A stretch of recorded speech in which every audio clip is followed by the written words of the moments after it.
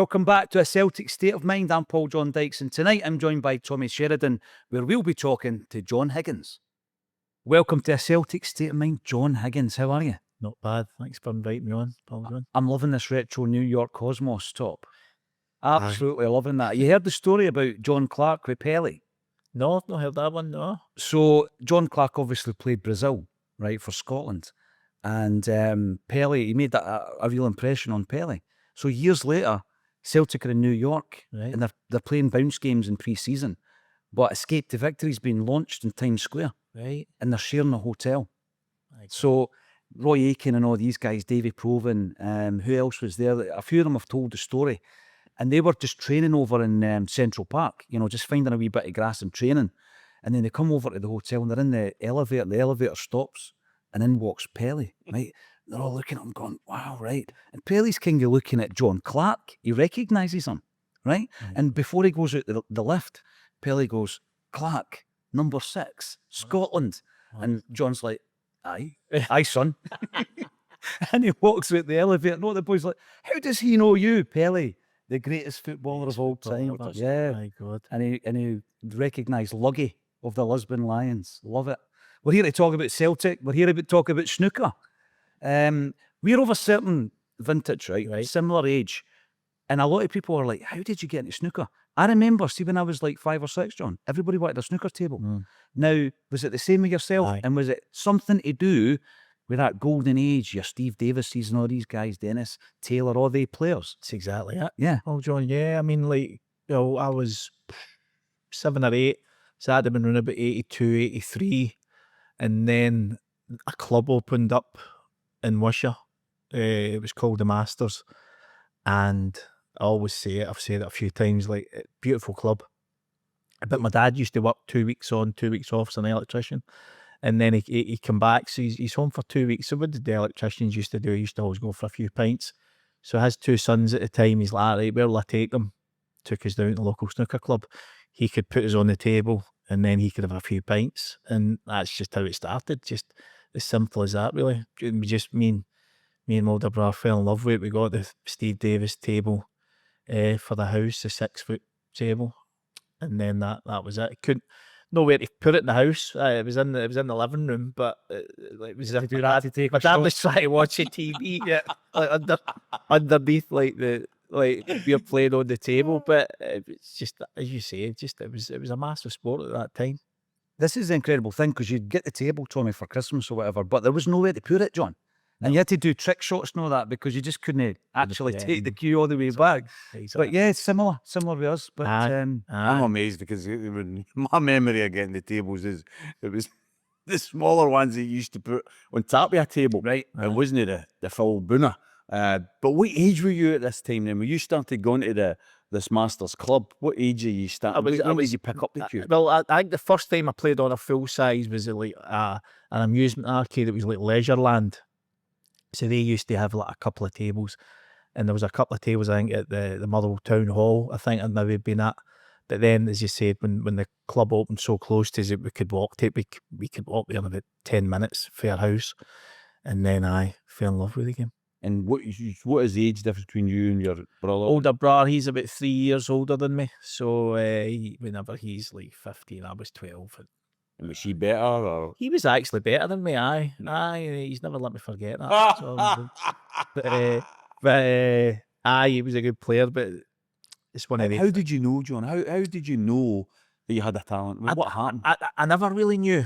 Now, I'll be honest, because I only really knew I had a talent when I was about 15, 16, because even when I was younger, I was okay, but you're one of the best in your local club. But any time I used to come into Glasgow or Edinburgh and go and play the best players for there, I was always coming up short. So no, at that stage, I was still going out and playing football. So it wasn't as if I knew snooker was going to be like my life until when I got to about 15. And then I moved into Glasgow in a club in here, just up the road, up at Denison, the Masters Club.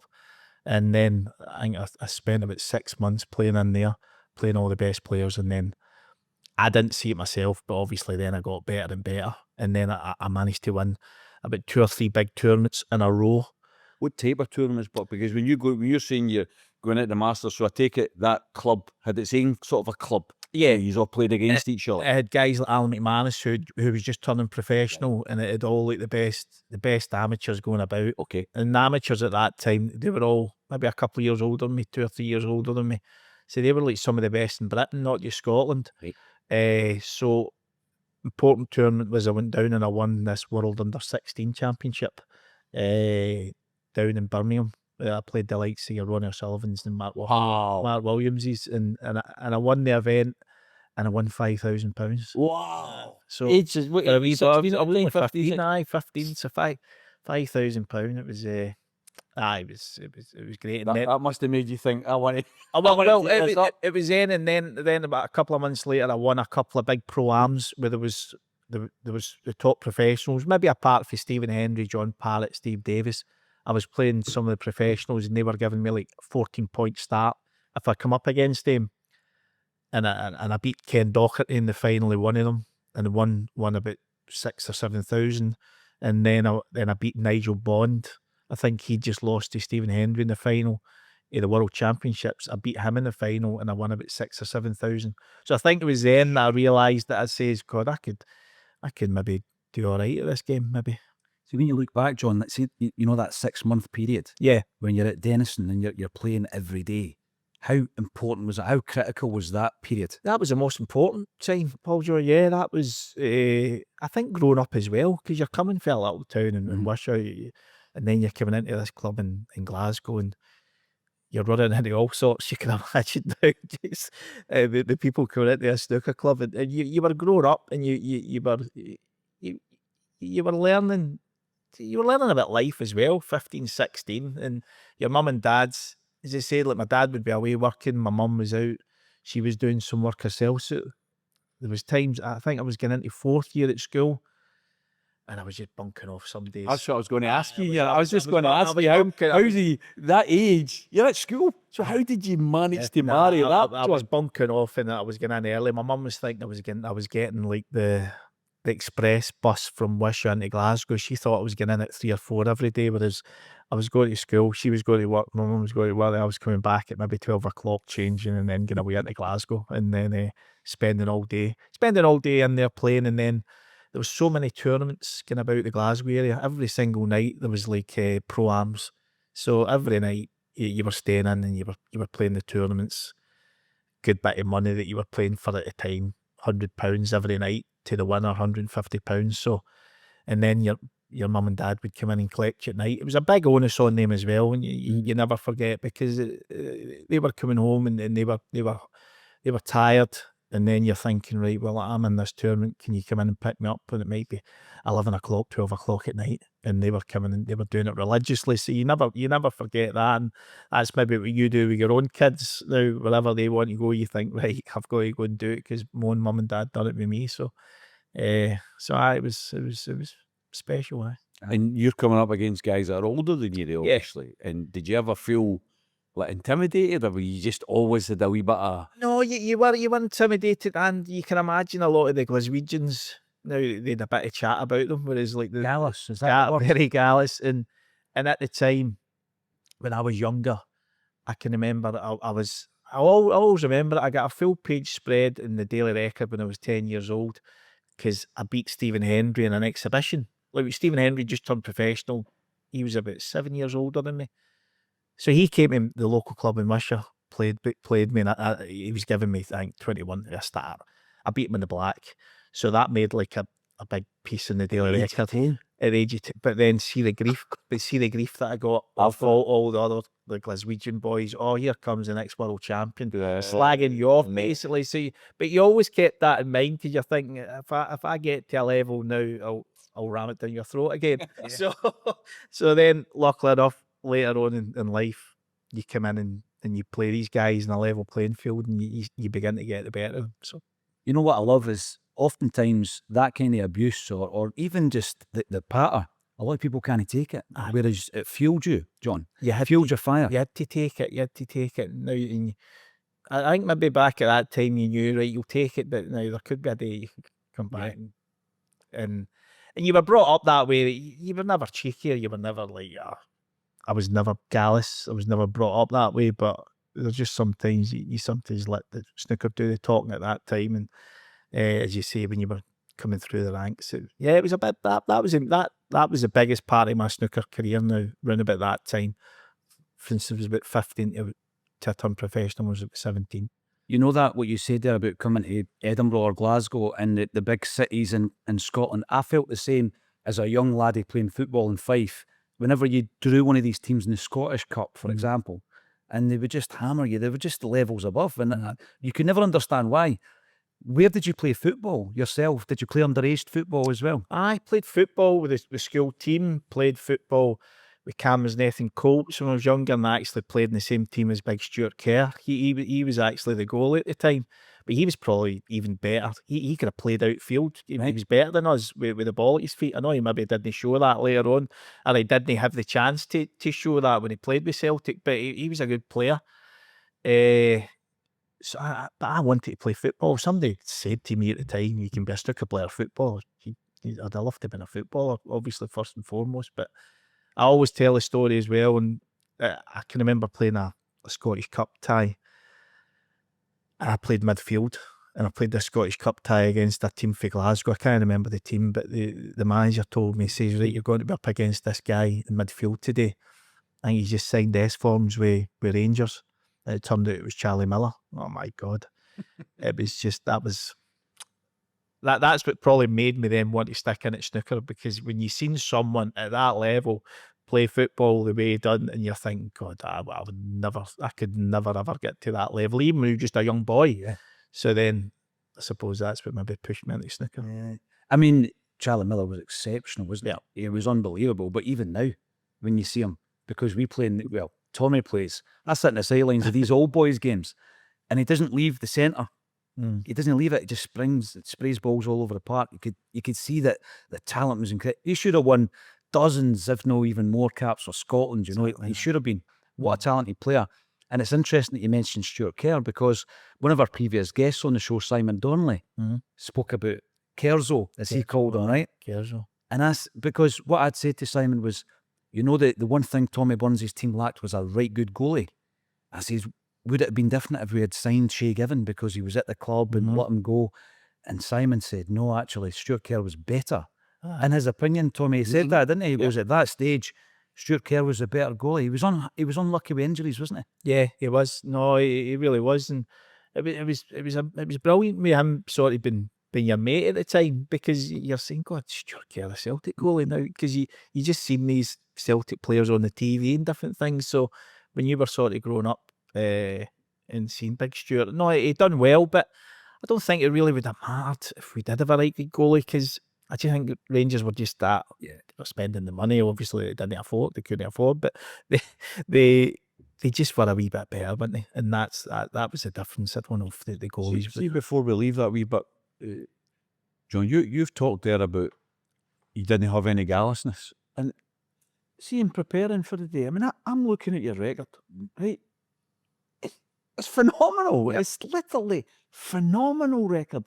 I think you're in the top 3 for the length of time that you've been in the top 10. You've won 9 times. You've won the treble of the tournaments. You like a treble, John. You like a treble. I used to. You have been so consistent for so long. And then you say to me, you're no gallus. You may not be gallus, but you've got a bit of steel about you, mate. Oh, no, you would have a bit of steel about you on the table, Tommy, but no, I just think that's the Scottish way. I think you're humble. I think you're... that game, I was commenting on a message to you recently, because you were very unlucky recently against the Trump you were playing. It was very close. And it's just minute wee margins, isn't it? Just one shot or one wee kiss off the ball, an unkind kiss. It's just means so much. It is, but it's as if sometimes you only get out of the game what you put into it. And if you maybe look at somebody like Trump now, he's always saying he's always practicing, he doesn't take a day off, he doesn't do... That's just not me now. I've not got the mental capacity to be playing every single day and to be putting the 5 and 6 hours in that I used to do religiously all the years ago. It's just, your life's different now, and it can be just those little margins that's making you fall down now. compared to maybe say 10, 15 years ago, where you were getting over the line at the points. Yeah, but what a tribute. Tough one. You're talking earlier, you're talking about the golden age of snooker. Yeah. We all grew up with Alec Higgins, Steve Davis on the telly, you know, Pop Black, the show and all the rest of it. Steve Davis describes him as the best player he's ever seen. But like that's it doesn't matter What what. accolade? I know. That's what I mean. See if something like that. Like I've heard Steve Davis say a couple of nice things, and that's the most proud that you are. Absolutely. No, when you talk about tournaments, it's when you look at somebody that you idolise when you were younger and you think, and then when you hear him say some nice things, that means more than anything, because it's somebody that you grew up. So, but aye, that's about it. But I think he holds other records for like the number of consecutive centuries, and the number of times he's actually done a century, the number of times he's done the maximum. He's on all these records. But I think you see that with Scottish people. I don't think there's ever been a gallus Scottish sports star, is there? Now you try and name me one. I know you might have some boxers that could maybe. Dennis Law probably comes in it because I Right. think Dennis was a bit gallus. Right. You know, Yeah. But Jim Baxter Baxter. would be the Douglas would be the opposite. yeah. Then he was dead humble. One of the best players. One of the I was blessed. I know you slag me about my age, but I was blessed to see him play for the hoops in real life, you know, before he gets stole by Liverpool. But you're right in that respect. I think we tend to be a humble race, don't we? You know, maybe sometimes too humble. Too humble. That maybe. We are who we are. I mean, you even seen young James Forrest yesterday as well. Now he's just went and equalled Bobby Lennox. He's medal haul, Yeah. and he's walking. He's like, it's great for the boys. It's great. That's maybe Class. why it's made him so Class. successful, because he is Without humble doubt. now. So That's it. Maybe an underdog thing to a degree as well. That's a good point. Yep, Yeah. good point. Yep. Because you're up against it. But we'll talk a lot more about Celtic heroes and the teams that you watched and the successes you enjoyed. But who was your snooker hero? Steve Davis. Steve Davis. Aye, Steve Davis. I only recently found out he's into soul music. He does Oh, DJing and all that. Wow. Because he gets the puppet image of being dead boring and all that. He's in his soul music. Oh, he's into soul music. Oh, aye.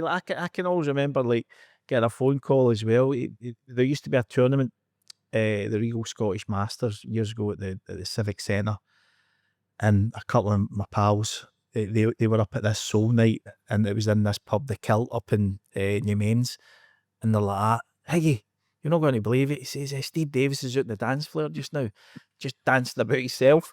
Steve Davis, like one of the most recognised guys in Britain at the time, and he just loved his music. I think any city he went to, he was playing snooker, he would try and find out where's the soul nights, and he would just go and dance away himself. That's brilliant. So, That is amazing. aye. And during that upbringing, did you mention Pop Black? I think that was before my time. So it was big break, and even questioning sport.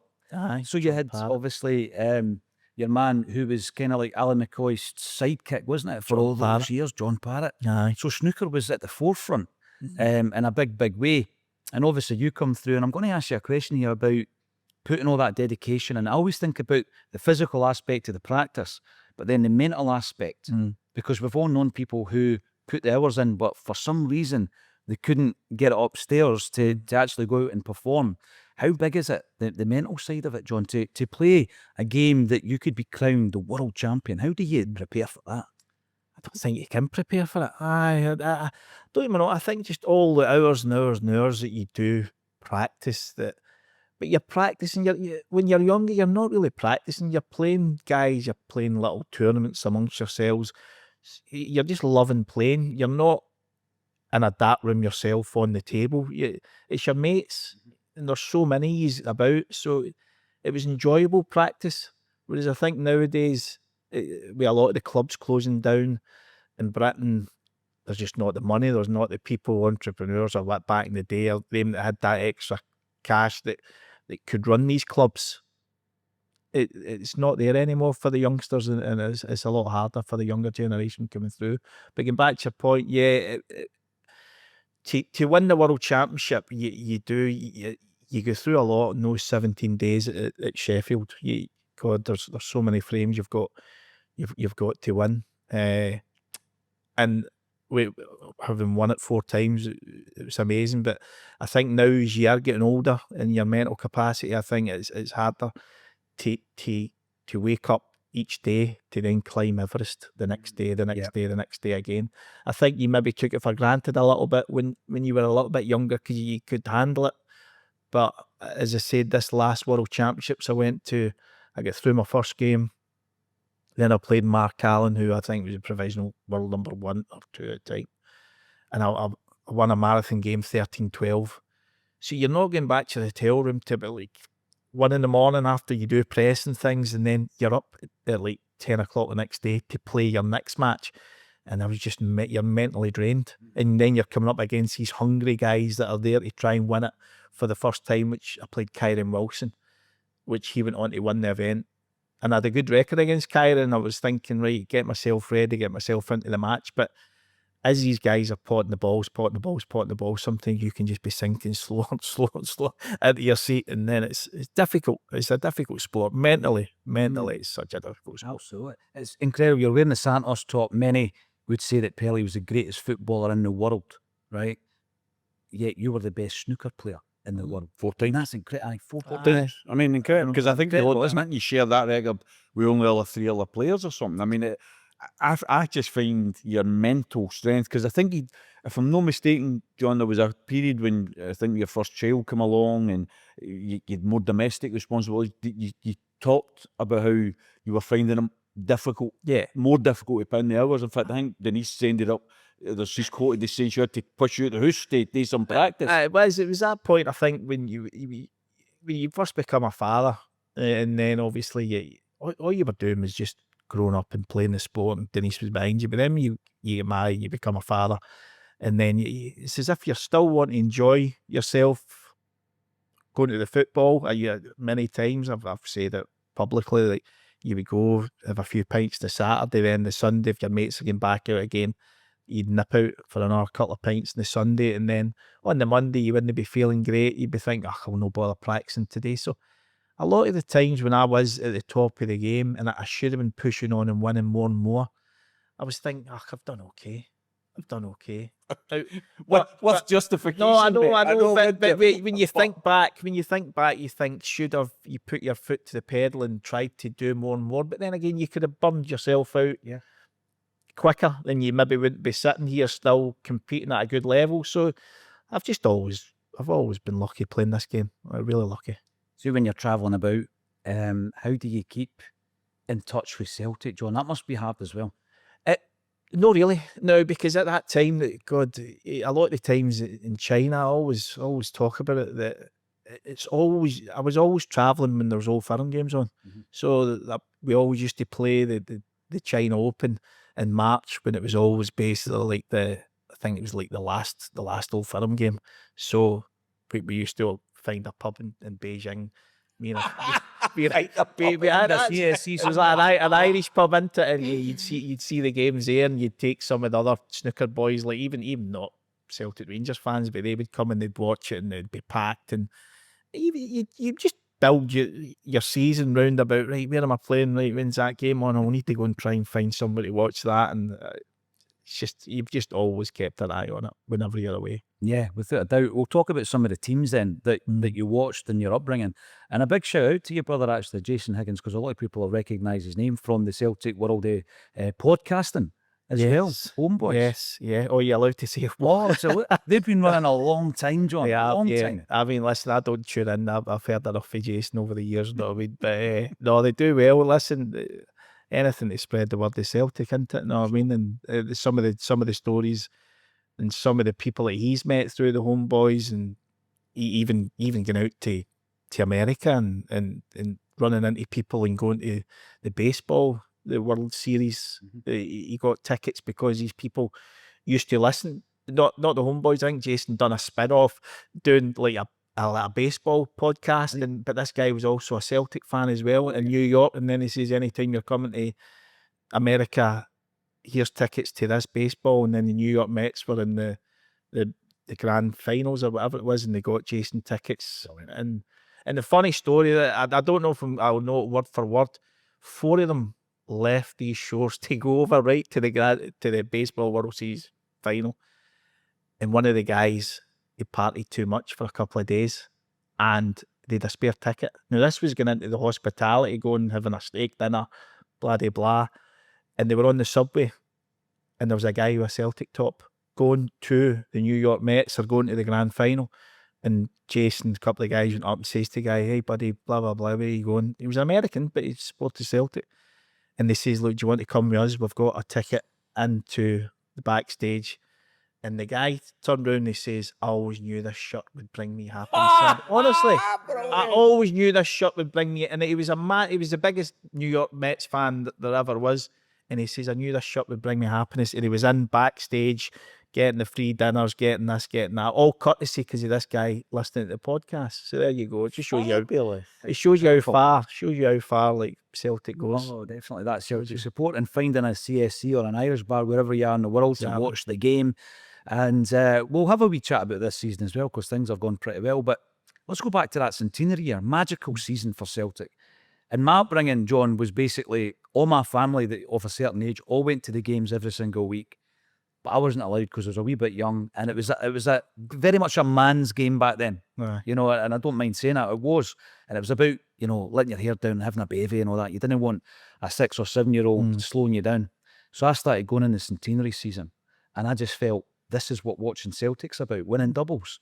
And how wrong was I for a while? But what a magical season that was. You started going around about the same time? Same time, aye. Run about the same time.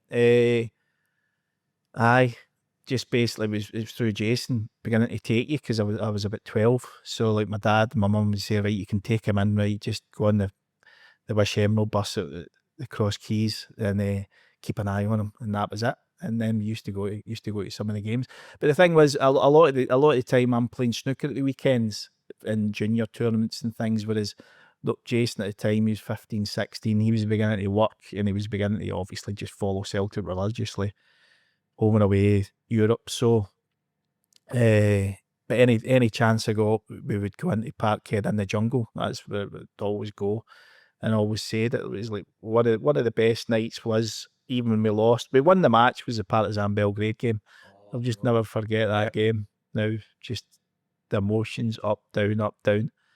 And then we obviously went out, whatever it was, in away goals. With Jackie Jackanoski scoring the 4 goals. Okay. But no, as you say, centenary year, obviously, that was incredible, wasn't it, that year? It was almost, and I know that this is kind of paraphrasing Billy McNeil, but it was almost like a fairy tale, because there was this never say die attitude. There could be 2 or 3 minutes to go and you thought, we're still going to win this. Now, fast forward to this season, I felt the same in the League Cup final. Right now, I know Rangers came back into it, showed a bit of character and all the rest of it. I was under no illusions that we would get beat. I had no doubt we were going to win the game, John. Do you still feel like that as a Celtic fan? Aye, especially now in the last, how many years? I mean, but I think, listen, my boy, he'd come in for some of the games, he'd be, oh, what about this or what about that? And you think, God, son, you don't know. You don't know what it was like. And it's a funny story. I took him over to Anderlecht. Right. Took him there, like the only time we won away in the Champions League for, I don't know, maybe ever or how many years. But I took him to that game and we're singing, this is a game that we won away, blah, blah, blah. And that was the last time. Basically, we've won away, isn't it? Now, and that's what I said to Pierce. I said, Pierce, this doesn't happen. At that time, he's maybe thinking, right, that. But sure enough, he's been to a few games away in Europe and he thinks that we don't win away. You mentioned the Partizan Belgrade game. There's Celtic fans where that would have almost been their European highlight for a number of years until Martin O'Neill comes in and we lost the tie. I know. But it was just such a memorable game. I know. And obviously O'Neill is the difference maker for me when I look back on my Celtic supporting life. On the park, Fergus McCann obviously played a massive part earlier. But I was looking at it this morning, 25, if you want to say this is the 25th season since O'Neill took over, and you look at the trebles and the doubles and the titles that we've won, as well as getting into a European final. So I don't deny a new generation of Celtic fans having only success, John, but it hardened you during the 90s, didn't it? Because we were rotten. The majority of the time, we did have some good teams, didn't we? The Tommy Burns team, we were so close to to the Walter Smith team. Played some great stuff with the three amigos, but it was like the four amigos with Andy Tom as well. And I always bring him up. What a player he was! I think he was like one of the players that he came before the three of them, didn't he? And he was there, and what a player him and Dubček as well. Like you always remember it, left back, but no, now God. You wouldn't have believed it, wouldn't you? Know, you wouldn't have believed the success that we've had, and all credit to 21st century belongs to us. the It club. does, Tommy. I mean, it's just incredible. That's It's incredible. dominance, complete. I mean, I've got to say, I probably disagree with you, Paul, John, because I didn't, hand on heart, I didn't have the same confidence, because I think we were literally one interception away from losing the cup. If Carter Vickers doesn't, That was a turning point if for he you. doesn't block Yep. that, and by the way, it was terrible decision making. I think it was Iggy for them. Terrible decision. If he lifts it, it's over. And what I thought also was significant, if you looked at that, there's 4 against 1. And I've got to say to myself, some of the Celtic players need a wee look at themselves, because why were they not in the box? Right? But we've got 1 player in the box against 4 of them. So they've bust a gut to get to the box. And if that ball goes in, it's over. I don't think we're coming back to 2-0 yet. No, I don't think we're coming back, because all across the park, I don't know about you, but I looked at that first half and I struggled to give anybody pass marks. They were slack. Slack in Schmeichel possession. Schmeichel always, unless he makes an obvious error, he always gets pass marks because his distribution's good, and even when he's not called into play. But then look at the save for Diamondi. Aye. You know, at the time, I don't know about you guys, I thought it had been past the post. I'm saying, oh no, that's by. He's actually, it's gone in. He's touched it. World class. So from my point of view, I think we played way under par, all across the park, and we won.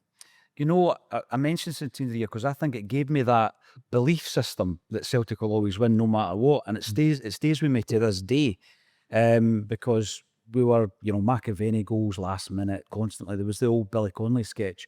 Didn't worry, lads, there's 90 seconds to go, you know, we're still going to win this. So going into that game, you're right about CCV, but Hibs did that to us 2 or 3 times the other week, Tommy. So the signs were there, that breakaway, and it was 1-on-1 and all this kind of stuff. But Carter Vickers was a colossus. Schmeichel was off the scale, best signing of the season, and he was a free transfer, unbelievable. But also, you've got It's to... interesting you make that point, because last year they were talking about Butland. Yeah. Such a brilliant signing. Yep. You've made this point. Schmeichel, what a signing. Yeah, free transfer. 37, 38 years of age. Oh, unbelievable. But I've got to mention Maeda, because Dyson Maeda gets a hard time. He still somehow gets a hard time from some Celtic supporters. But that goal he scored against Rangers in the final is up there with the best goals ever scored in a League Cup final, John. Incredible, but do you think he meant it? No, but I heard a couple of people saying that he didn't mean the way how he took it away from the defender. He's coming over him and he's trapped it or whatever, and he's took it away from the defender. Has he got that quality in him? I don't know, but thank God he done it yesterday. But I think the answer is yes, John, because of some of the goals he has scored for us. Look at it, what was it, Hibs the one for the edge of the box? He's the Lord, yeah. He is the epitome of me. Whoever made up the saying from panel beater to world beater, dies in my head, fits it. Because in some games, he is different class. I know. And then he tries to cross the ball and it goes out the park. But yesterday, I thought, to absolute credit to him, his second touch Amazing. was incredible. And I'm still thinking he's going to hit us with the bar. He keeps it down. Aye. Absolutely finish. brilliant. But I'm again hand on heart, and I feel rotten saying this because the guy doesn't deserve it. But when he stepped up to take the last penalty, I was nervous. I've got to say, I was nervous. I actually couldn't understand why it was him. I thought it would have been. I thought the boy Val would have put himself up. Young boy, left back, good straight. But Maeda puts himself up, and to be fair to him, great penalty. But is that maybe why we should be so lucky we've got him? Definitely. Because, as people always say, if he had that final ball, if he was crossed, say wouldn't be here. he was what Madrid You're right, Beckham, he wouldn't be here. Would You're he? right, His mate. work rate and If he had everything that we want him to have, he wouldn't be playing with lads at exactly. Celtic, because his engine and his pace is world class. Of course. World class. What isn't world class sometimes is his touch and is his crossing and maybe his decision making. But if all of that was world class, he'd be with Real Madrid or Barcelona, wouldn't he be with Celtic? he'd be like Van Dijk. Remember, he was here for that season. Oh, He'd be You almost knew straight away, John, with Van Dijk, didn't you? You know, the thing, Tommy, you quite rightly say the decision-making of, the Rangers forward and the CCV break. So that's a wee bit of quality. So that's just a wee bit of quality, right? But I think it comes more down to the mentality, the winning mentality, that the likes of Jamesy Forrest has got, who you mentioned, John, Callum McGregor. But beyond all of that, Brendan Rodgers' winning mentality. Now, when he comes back to the football club, John, I was hearing you weren't all that enamoured with that. Were you kind of looking at him going, you let us down, you done the dirty? That's what it was, because you loved him that much when he was here that he sort of broke your heart in a way, because for that 10 in a row, you were thinking, I think it would have been ours if he'd have stayed. And obviously when he left, you think, well, away you go. And then when he comes back, nah, I wasn't wanting him back. But listen, only because of that, because he probably broke everybody's heart now when he left, because he was such a top manager. But when he's back now, you can't. He's got Rangers number big time, and I think they know that. Going back to your point earlier on there about Rangers when they were 4-on-1, I think when you're part of sport as well, I've had it so many times over the years. I would have loved Clement to come out and say, we had a chance. If we'd have made the right decision, we'd have been 2-0 up, game would have been dead and buried, we'd have won the game. But he comes out, he's like, my phone's, it's blowing up now, we should have got a penalty, we should have got this. I'm sitting there thinking, no, pal, you had your chance. If it goes 2-0, we aren't coming back. I don't think we're coming back. I don't know, I think so. But, and that's how they've just not got that winning. The first when it came, I don't know about you, John, but first when Clement came, I actually thought he seemed a decent enough guy. He was talking sense, and I didn't always agree with him, but I thought he was talking. But now he's just a bag of excuses. He's just an He's utter bought into bag it, of Tommy. excuses. He's bought into it. Gerrard done the same. He buys into the culture of the club in a big, big way. So in your sport then, is that far more prevalent? That basically the respect for your opponent, is that far more prevalent? I think going in our sport, I think a lot of the Scottish people would turn around and say that at the end of matches. I had my chance here, I never took it, I don't deserve to win. But then you hear these other snooker boys, the luck just wasn't with me there. We fluked this ball or he fluked that ball. I think the Scottish players are I don't know if they're more honest. I just get that. They're more, they tell it how it is, I think, most of the time. And as you said, Rangers, they'd be waking up today, and a lot of them will be blaming, I should have had a penalty. But the clever ones should be turning around and saying, look, we had a chance. If we go 2-0 up, we've got one hand on it. How can you get better if you're not honest with yourself? How can you improve, Tommy? Well, the point I wanted to pick up on was, because I think you've been on record, John, as saying that, hands up, I'm wrong. Rodgers coming back was the best thing. It's now proved it. Of course it is. But in your defence, the way it happened was much more important than what happened. Because if Brendan had left at the end of that season, I think he would have left with all of our blessings. It was because he left us mid-season, coming up to a big semi-final, and a situation where we hadn't, the league wasn't tied up, all that type of stuff. It was the way he did it that I think hurt us a wee bit, right? But now I'm going to say, I think the way Ange left opened the door to me forgiving Brendan, because it was quite clear that Ange had already arranged his visit away for the future, away for the park. Whereas we all thought he'd bought in, he was going to be there next season, and all that. And it's clear that, in fact, I don't know whether it's true or not, but I believe there was a big argument and debate about him even leading us out of the Scottish Cup. That some people in the boardroom were saying, no, we don't want him out leading because... Remember their faces after we won it? Well, in the stands against Inverness. So from my point of view, John, then we were in turmoil. We're in turmoil because we've just lost a guy that we loved. We'd all bought in here. And I thought to myself, we bring in a newcomer, it's going to take a while to pick it up. Brendan to me was the perfect fit because he knew what he was inheriting. He knew the club. He knew the league. And by the way, first half of that season, things were problematic. Oh, exactly. Problematic. Exactly. When he turns around and makes a statement about James Forrest is the best winger we've got at this club, you're saying to yourself, well, wait a minute, we've got all these young guys and all that. You're saying James Forrest is the best winger, but how canny was that? I know. He returned to what he could rely on, and we never looked back after it. No, that's not corrected now, obviously. But it was just, as I said, it was just the way how you felt. But I think Celtic fans, but it's no the people. I just think we'll always be, you'll always love the club.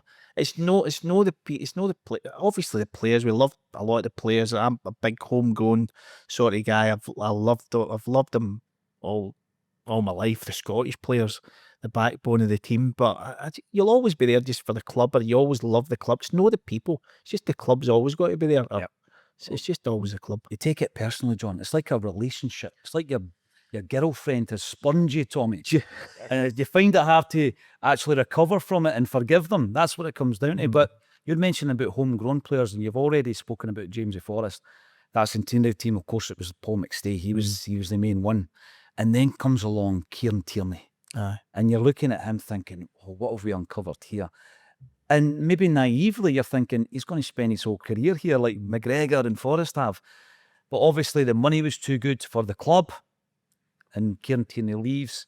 Is he a player that from the kind of same part of the world as you that you got close to, John? Yeah, no, I mean, I liken it to like the Paul McStay effect. He was my hero growing up in the Celtic jersey.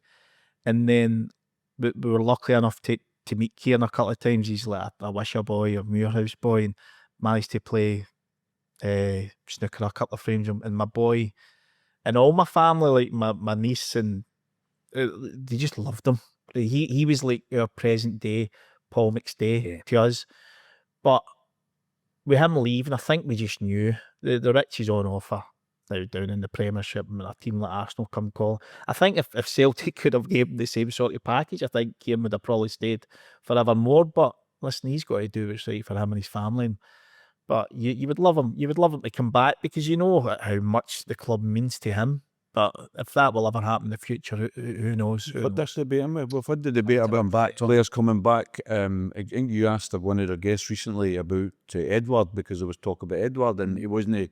The guest wasn't keen. And Niall, would that be? No, I said as well. I think we took that relationship as far as we could.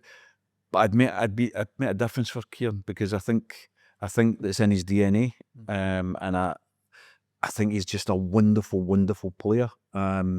Different type of player. I'm not sure he would like the inverted stuff, because one thing he loved was hitting the line. I mean, he'd go overlapping all the time. I heard so many stories last year, but earlier on this year, I heard so many stories that it was going to happen until he got injured before the Euros. So I hope these stories are right. Brendan Rodgers has never said no when he's asked about it. Yeah. He's never said no to a return to Kieran Tierney. I would love it, John. I would love Kieran. I think there's unfinished business with Kieran Tierney and Brendan Rodgers. And he could maybe prove that theory that you never go back, because people say that about players going back. You never go back. I think Tierney would make a massive difference, and in particular in Europe. Now, I grew up with all the tales of all these great European teams. I never saw any of them. Tommy, you did. With your age and all that, you would have seen a few good teams. We had to make do with Partizan Belgrade 5-4. But Brendan Rodgers came back and he spoke about European progression. And last season we were like, what does that look like? Because it didn't feel as though we were getting it. This season it does though, I think it's a godsend, the change of this Champions League scenario, but and it's a godsend. I think if it was still under the old system where we're maybe getting in against a Man City and a Bayern Munich, I think we could be maybe losing home and away again, and you're fighting off getting into the Europa League. I think that's a godsend. And now 5 home games, 5 away games. I think you're making a great point, right? But few, the more I thought about it, I think we could have put an end to us ever winning another European trophy. What you mean, like? Well, because there's no drop down. All right. 3 times out the last decade, 3 times out the last 10 years, there's been a Scottish team in the final of the Europa Cup. There is no drop down now. So unless we win the Champions League, we're not going to win another European trophy. So I agree with you see, in terms of excitement and getting to test yourself against a whole array of teams. I think this makeup's brilliant. But the other side of it is, it means there's no chance, I think, of us winning a European trophy. I know, that's a good point, isn't it? But you want to be involved in the big top competition as long as possible. As long as possible. And as you say, I don't think there's any... I don't know if we could maybe get the seeding position. We'd have to win maybe our last 2 games, wouldn't we, to get the top 8.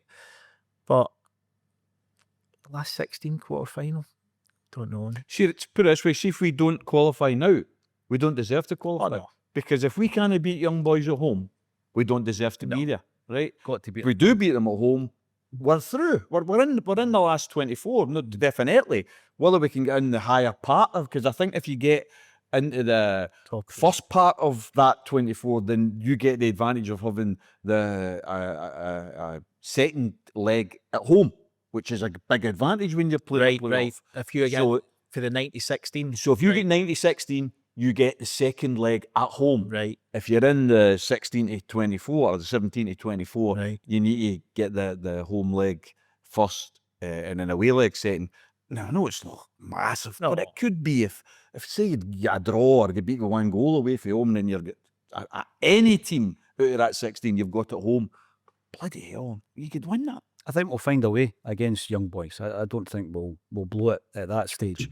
And then you always look at that Villa game, think it's a given. Who knows what might happen in there? I think they're no. I mean, it's a good team, but I think just getting beat by Nottingham Forest there, and I don't think Celtic's getting any fear when you see the likes of Spurs coming up and performing the way they did at Ibrox as well. Just I don't think there's any fear there.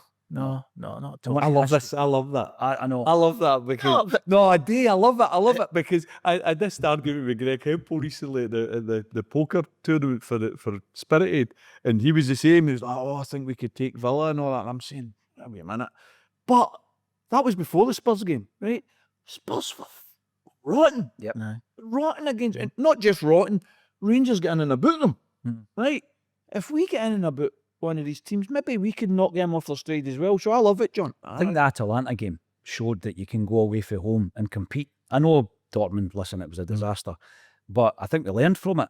And then we go to Atalanta and it was it was a disciplined performance, mature, well defended.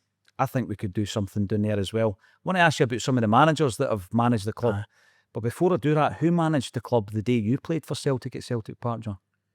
Who managed the Celtic team? Who managed your team? It was Morton Vikhorst. Was it? Aye, big Morton Vikhorst. He was the manager.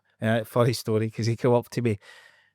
I didn't have a clue who I was or whatever. He said that he used to live just along from me in East Kilbride when he lived here. Now I had a flat in East Kilbride and he lived along from me. Anyway, he came up and he says, "How long do you want? Do you want the first half, John, and the second half too?" I just says, "Look, Mort, put me on for 5 minutes. That'll just make my life."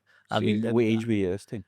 Well, it was we won with the Invincible treble. So what year was that? So that was 5 years ago, 6 years ago. I was 43. 43. Right. So and did you not feel? no, I wasn't. Well, still no any size. You went through a wee stage where you deliberately took some action to lose weight. I was trying to lose weight. I was going to spin classes every day and think I did do well, but it's just too difficult. I like my food too much, and I'm getting back up the way, which is terrible. But anyway, I digress. But listen, who else was in the team? Who was in the dressing room? There was Moravchik. Moravchik. He was the captain, and you'd Stefan May. I think It was a great lineup. You were the second string. We had big Jakanovsky, and then this is how I say how life history it's just incredible when you're a Celtic fan, that after all these years watching him score the 4 goals, and then he's coming off as I'm walking. I'm going. No way! You're going for it. He was a guy. And he wasn't want to come off, and he's wanting to stay on. But he ended up coming off for about 5 minutes to go, and I'm actually just pinching myself. Now, the family and that were up in the stand, and I just turned round and I looked at them, and then Jackanovski's coming over, and I'm shaking his hand, and I'm walking on to paradise. And you just say, Fabulous. in front of 60,000, after Fabulous. they've just won the Scottish Cup, the Invincible Trails, and you say to yourself, nah, life doesn't get any better than this. It doesn't get any That's better. sensational, John. It's How did you sensa- play? Well, I had a wee chance. I put a nice wee ball through for Tommy Johnson. Now I put a wee, and then I had a shot, and I think Bobo Baldy handled it because I've got the picture.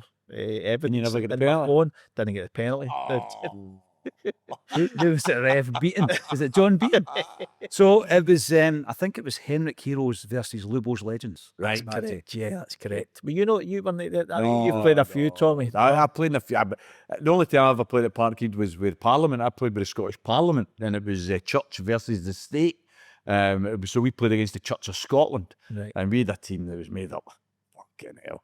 I mean, Dennis Canavan was one of our best players, and he was about 62 at the time. But Dennis used to run the marathons and all that, so he was up and down the park, right back. But with Jim Murphy, he fancied his Barra in the middle, and Big Frank McAvity at the back. But my claim to fame, we ended up getting beat 5-1. I mean, they were an organised team. What we didn't know was they play in a Sunday league, right? So we're turning up thinking, oh, they're the same as us. Turns out they were well organised. But I ended up getting brought down for a penalty, and I got up and scored it. So I scored at Celtic. Parkhead, so I was over the end. It was at Celtic. Brilliant, man. It was By the way, I was shitting myself because the guy fucking says to me, he says, you know, he used to play with Airdrie. So the goalkeeper was our ex-pro, and I was like, oh, fuck, if I miss this. But fortunately, I scored. That was Claim to fame. That's brilliant. And to have played at Celtic Park, but as you said, full circle, you know, Jackanovski, that night at Partizan Belgrade, and in that moment, you must just pinch yourself. Did you keep the jersey and all that, John? Oh, I've got it all framed in the house and things. And then after it, we went for a few drinks, and we're sitting with Jackanovski and his wife, and it was brilliant. It was brilliant. You're telling the story, so obviously you watched them versus Paris. Gentleman, total He was a gentleman. pin-up boy, by the way. My girl Yeah. loved Jackanovski. She went to see Celtic all the time at that time, but with her former boyfriend, who I don't like to mention. But anyway, and she absolutely loved Jackanovski because he was a genuine pin-up, wasn't he? He was a good It look. was, but the rumours were he liked the nightlife too much when he was at Celtic. Exactly. He ended up playing for the reserves more often than not. John, we've spoken about Brendan Rodgers. What about managers like Martin O'Neill? Because you will have watched O'Neill and his team becoming something of a European force again. Henrik Larsson came to the fore. I know that he'd showed his promise and he'd played well for us, but really under O'Neill, Henrik Larsson became an absolute god, world class. And obviously, you've played against his team at Celtic Park as well. What was your memories of that? That was a massive turning point under Martin O'Neill, wasn't it? Yeah. Now, when you see him coming in as a manager, like I don't think we knew too much about him, did we? When he was down at Leicester, it wasn't as if I thought he played a boring style of football. You know, when he was at Leicester, it was like they were an unfashionable team, John. So when he's coming up, you're not quite sure what you're going to get. But he just got it, didn't he? And I think he just had the personnel as well, didn't he? He had a big team, didn't he? He had the big Baldy and Volhan and What the guys you've played with? Suttons and I know, but they were all there and brilliant. And never ever met him, Martin, until I walked into the Crucible one day, World Championships, and he was standing in the players' lounge. And after all these years, we've followed the team, and it's probably been our best team, isn't it? I mean, It's certainly for me, it was the team that brought us back. aye, We were up against a strong team. I think that's a big thing. with Rangers as well. I mean, with your Fergusons and the Boers and all that. Now that it was eeksy peeksy, wasn't it, for a time? But he has a. But So- did you see him? Did you go up and speak to him? Oh, I just made a beeline for him. Right. I just seen him at the bar. Now, normally, I just went, this is Martin. Very nice to meet. He's like, John, how are you doing, young man? For all. And he's very lovely fella. And I've met We him. both hosted him, haven't we? So we know how good company is, and he's very knowledgeable. He's very clever, man. Very clever, quite well read, and loves to talk about other things other than football. But great, what a character. I spoke to him all day because then I was just talking about his team, and I knew all that. I went to, I think during that the Seville, I was in Stuttgart. We were lucky to get through that Stuttgart. Now remember, like away from home, that Haleb. Now you're sitting there when I think we went, was it 1-0 or 2-0 up, and we were 4-1 up aggregate or something. And then they just kept coming back, and But then I went to Blackburn away. I nearly get trampled on with. I mean, how many Celtic fans were down at Ewood Park that night? And then I went down to Anfield, and I was right in line with Big Hartson's with a bullet goal. Just really thought would have knocked my head off now if the net wasn't there. So what a team that was. What a See, team. the comparison, but see, to go back to what you said earlier, when I was having this argument with Greg, I was saying Martin's team was a team of men. Aye. Right? And I'm not sure physically we're the same. That's my only regret or my only doubt about, you've said, going to Blackburn, going to Liverpool, nobody thought we would win, and we went down and done it. This time round going down to Villa, I look at us physically and I just wonder if we're the same. We're a small team, aren't we? We've got you've got your Kyogo, how quick he is, and Maeda was spoke about, and Kuhn. But it was a small team. That's a good point. You've got Hatate, McGregor in the middle, at the back, you've got a left back who doesn't matter what one it is, they're 5 foot tuppence. Yep. Carter Vickers isn't he huge, like Trusty or Scales, obviously are quite big. Alistair is physical, so but compare that to Valharan, Baldy, Malby. These are monsters you're playing. Anytime with corners, you fancied a goal. Yeah, absolutely. Lastly, how he could just Harpson, aye. Sutton and Larson, so deceptive for his size, how good he was in the air. Incredible. He's like a salmon. Someone in here mentioned, though, Tommy, that I think Brendan is addressing that, because if you look at the signings we made this year, Kasper Schmeichel, Austin Trusty, Arnie Engels and Adam Ida. So the back, but they're not playing, that's the problem. I think Engels and Ida aren't first choices at the minute, but there is a physicality amongst that group. So if they can develop and progress, maybe we will become a wee bit more physical. Because when you mention Kyogo, even McGregor, Taylor, Kuhn, they are physically smaller. Couldn't you get away with it, Paul John, because of his pace? I mean, I remember reading Jamesy Forrest giving a wee one of the interviews where he talks about one of the questions, who's the fastest in training, and everybody thinks he was going to say Maeda, and he actually says Kuhn. He says Kuhn is faster than Maeda over a shorter distance. Right. So it's very deceiving until you start looking. I mean, look at that one yesterday where he probably should have scored. But how much time did he give Popper? Room did he give Popper? He got to it, and he never just got to it. He got to it and then went past them.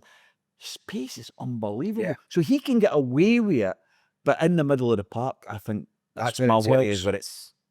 That's where it tells. And John McGinn, obviously, he's wee, but he's like a wee bull. He's got that strength, John McGinn. If somebody had told me back in the dark days of the Partizan Belgrades and the Neuchâtel Xamaxes and all this kind of thing, John, that we would win 9 in a row in my lifetime, we would win a quadruple treble, would be in a European final, I wouldn't have believed you. It just didn't seem possible. What else have we to achieve in your lifetime? What's your ambition for Celtic? 10 in a row. Holy Grail, isn't it, mate? Aye, 10 in a row. It's the Holy Grail. I know we've done it twice and they've only done it the once. I think if we do the 10, that would. Do you reckon we're in the kind of run right now where we could do the 10? Oh, without a doubt. When you look at Scottish football as a whole, that's the thing as well, that you do, that you feel a little bit. I mean, how many teams are involved really to win it now? It can only be Celtic, Rangers, into it with the finances. And that's when we were growing up during like the 85, 86, 87, watching the games, you had the Aberdeens, you had the Dundee Uniteds, you had Hearts and things. And it's a little bit of like a foregone conclusion in a way, isn't it? But that's not our fault. It's not our fault. We've run our club the right way. But you just wish there was just a little bit. There has been a little bit with Aberdeen, a wee bit more challenge, but it's invariably always going to be Celtic Rangers, isn't it? I had these conversations. I used to do a wee podcast with Frank McGarvey, and Frank would always make the point that Rangers were only one of the tough teams. The tougher battles against Dundee United and against Aberdeen. He used to talk about playing against Wally Miller and McLeish, and used to talk about playing Big Davy Neary and Paul Hegarty. I mean, these were players, So in that period of time, the victories that we had then, they were so significant. But see that 10, I remember Martin Rayleigh saying to me, Tommy, think about who has missed out on it. Jock Stein, Mm-hmm. Walter Smith, Neil Lennon, right? They're big managers, a lot of success, but they never got to 10. So if Brendan could get to 10 for us, John, I think that would be the holy grail, mate. I don't deserve him. Look, I like it. One final question I've got for you, John, is this is Acsom. We speak to anyone with a Celtic state of mind. We've spoken to politicians and musicians, snooker world champions. If you would like to see one guest on this show who has a Celtic state of mind, and it could be any of the above, or it could be an ex-player, who would it be? Oh, one guest. He sit and listen to his stories. Yeah. Paul McStay. Paul McStay. That would be Sure. I'd love That's a I'd cracker. love you to get him on. That would be brilliant. Try our best. We We might get have- we him might over have from to Australia. travel. We may have to I travel. would happily go over there, Timmy. I would happily go over there. How about a sponsorship for that? Yeah, absolutely. Paul McStay. John Higgins, thank you for joining us on the Celtic State of Mind. Thanks for having me. Thank you. Fabulous, bro. Thanks, Tommy. Fabulous. Thank you. Fantastic. Thanks for joining us again on a Celtic State of Mind. Join us next Friday at 6 o'clock for This is Acsom.